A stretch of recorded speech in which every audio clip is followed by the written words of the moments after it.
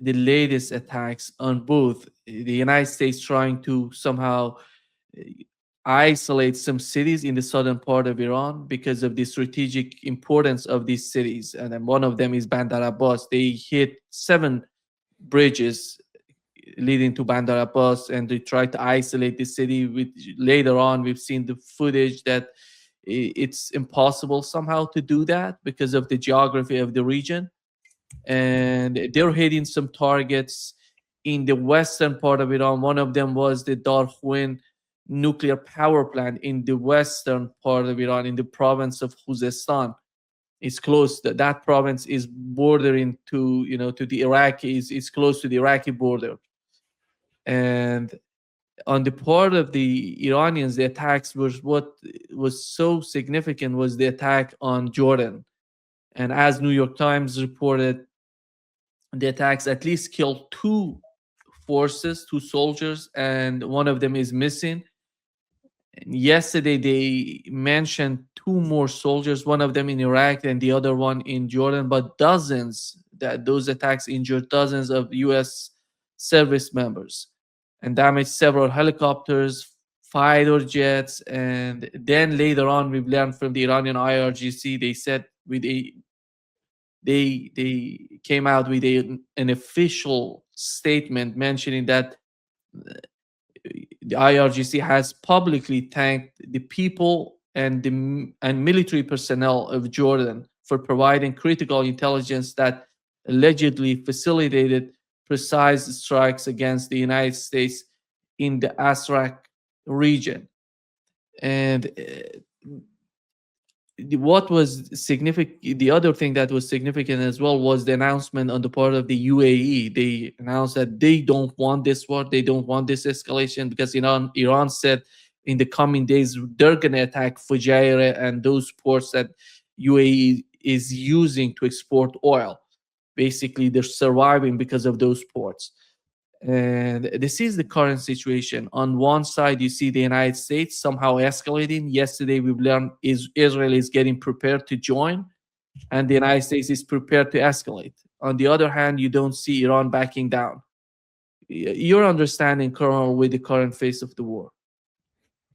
Well, I think that was predictable. And in fact, somehow some experts already predicted that. I mean, not exactly where the strike would come, but essentially we knew that it would evolve like this.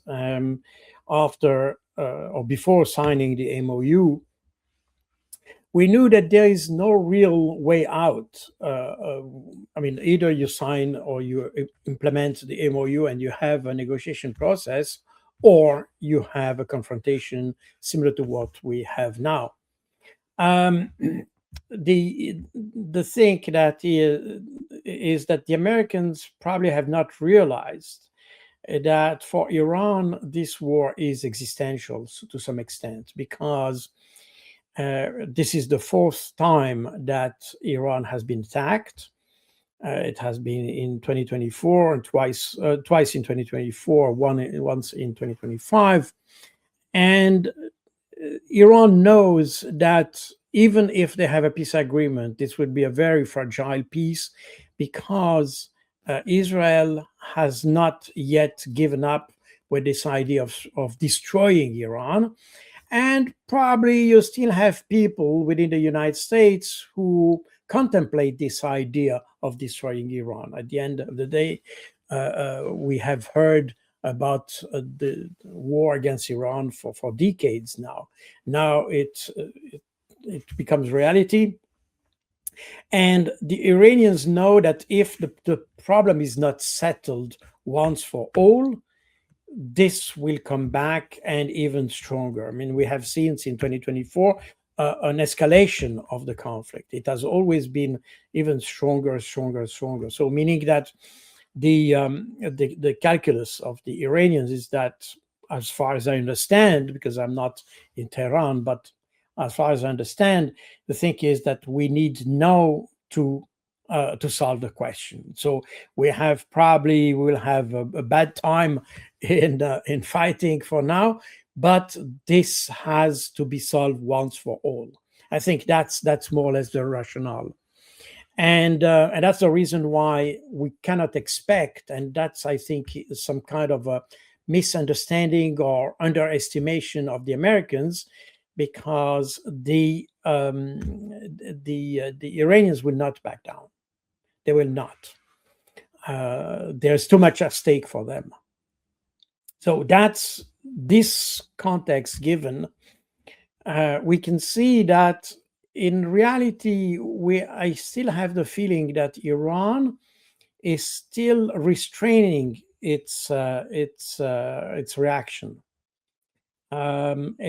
Iran so far has suffered probably a lot of destruction, certainly more victims than the US. There's no question about this, and even more than Israelis.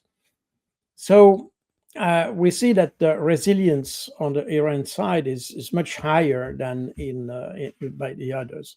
On the other hand, the Iranians uh, um, have not struck at civilian targets. That must be also underlined.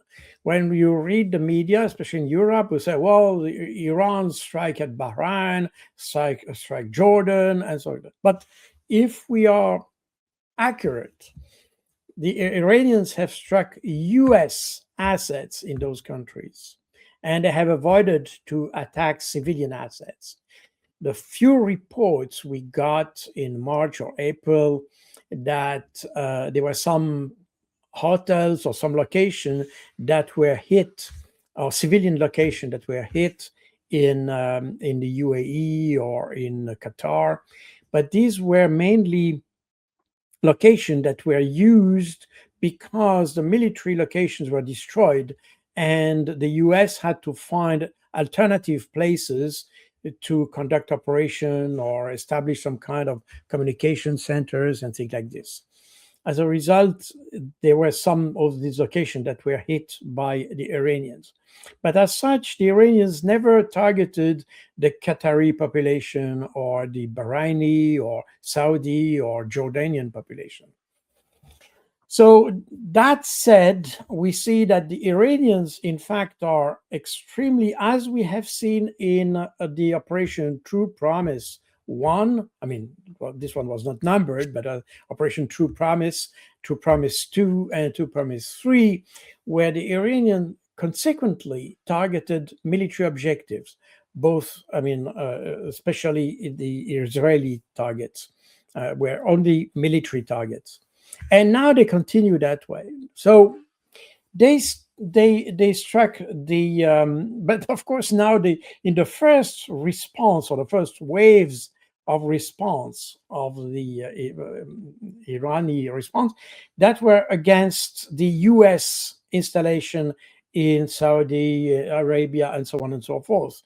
And now they are expanding the circle, if you want, or expanding the range of their attacks. And the US also, maybe it was planned by the Iranians, I don't know. It would be very clever, by the way, to allow the US to withdraw a lot of equipment to the Muwafaq base in Jordan, and then wait that all this material is there to then strike at all this equipment. Because apparently there were some aircraft, I mean, a lot of aircraft that were somehow damaged or things like that. I don't know exactly the figures, and I think there is no exact figures available at this stage, at least in the open sources.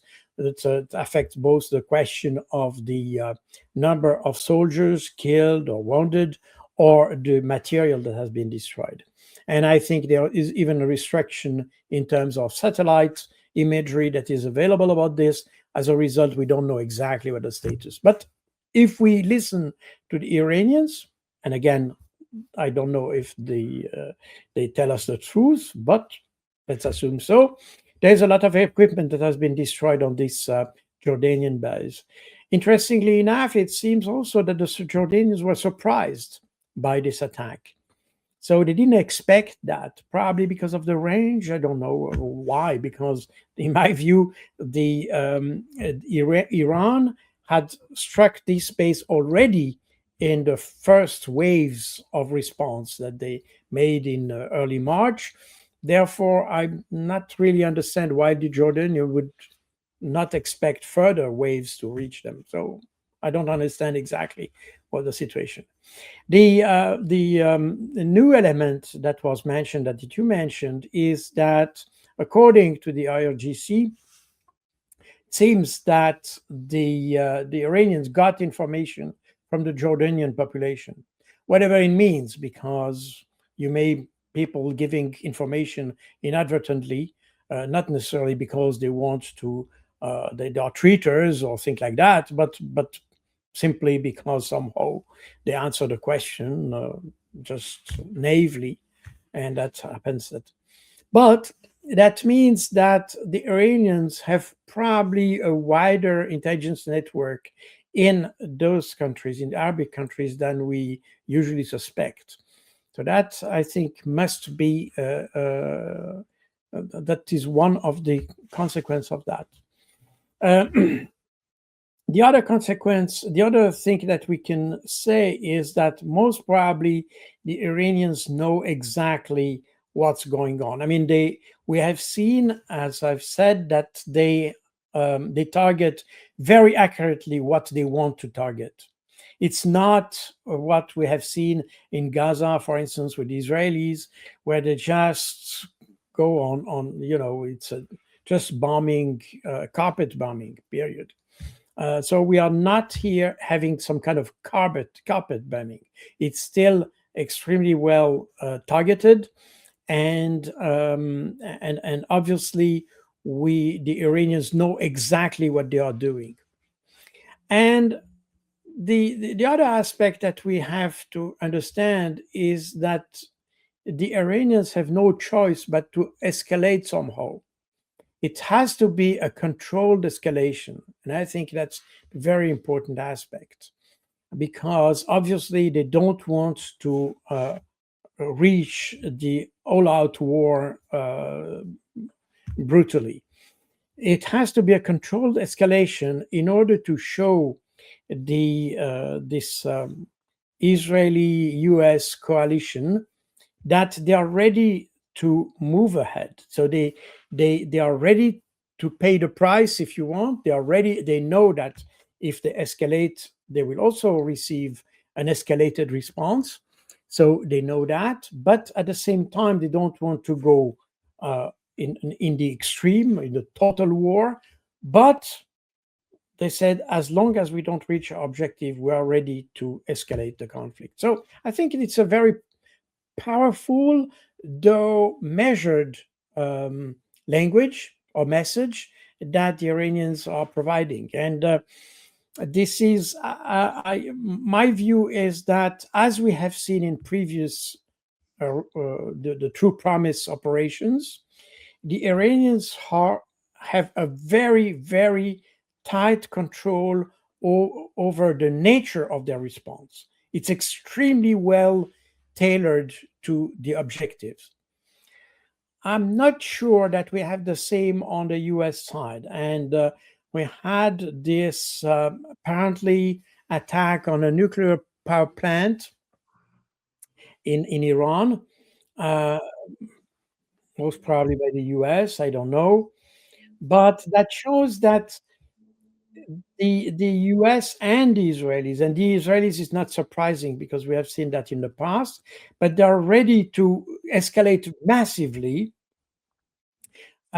because this is not, the idea is not to bring people or to incite people to come to the negotiation table, is to frighten people. That's the Israeli strategy.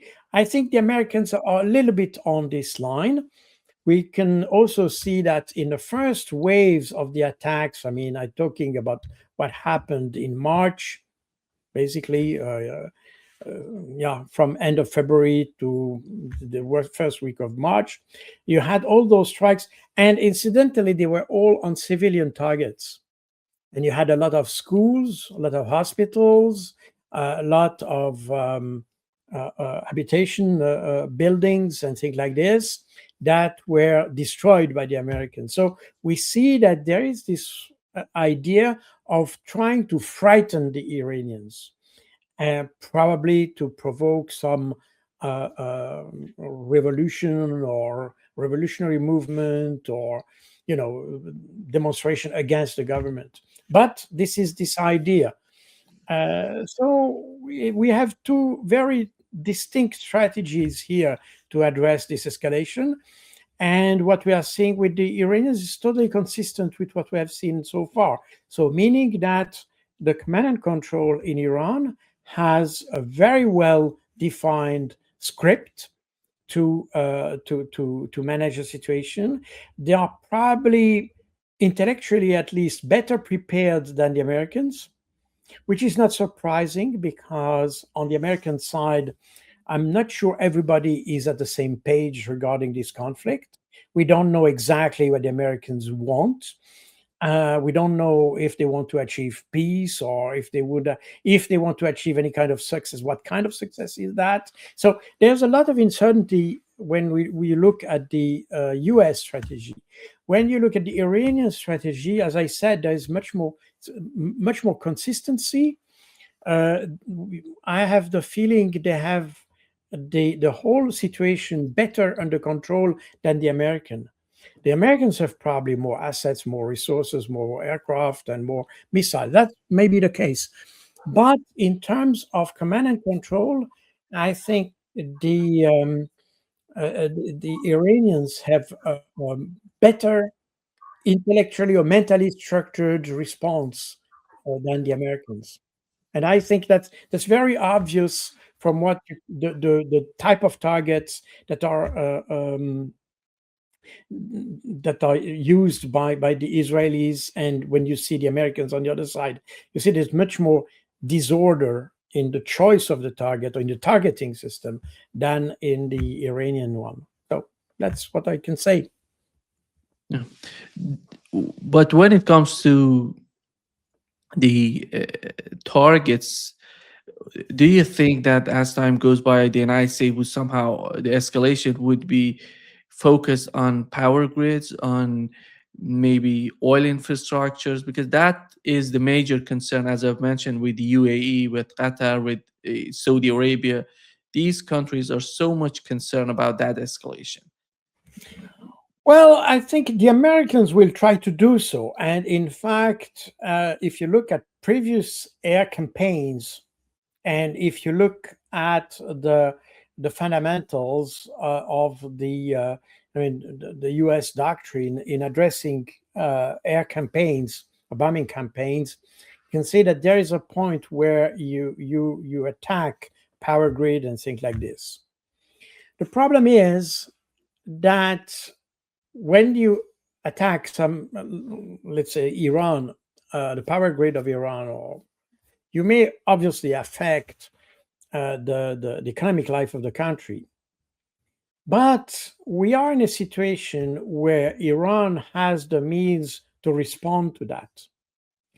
And for Iran, it would be absolutely no problem whatsoever to destroy desalination stations that you have in the Middle East, all across the Gulf Cooperation Council's countries. Uh, the And that would mean almost the end of these countries, at least for what? Because without water, you can live without electricity. You cannot live without water. So that's certainly. And as far as I know, the Americans have already struck on desalination installation in Iran, meaning that the Iran could find as a legitimate answer to do the same in the Saudi Arabia, I mean, in the Arabic states. Now, the limitation to that is that the Iranians, my view, as I said before, they didn't target the countries as such. They targeted the US installation on these countries. And my personal understanding, at least as far as I know, and as we can assess at this stage, Iran avoided to attack or to directly attack the Arab population, Saudi population, Qatari population, and things like that. They try to keep their targeting related to the U.S. assets on these countries. When you address or attack desalination installations, then you are targeting the countries of the population of these countries.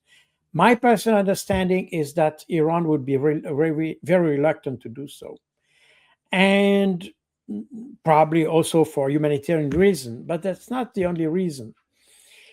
So far, I think the Iranians still consider that Arabic countries, even if sometimes they feel the need of answering or responding to the Iranian attack, I'm not sure the population, the Arab population, has been completely alienated by the Iranians.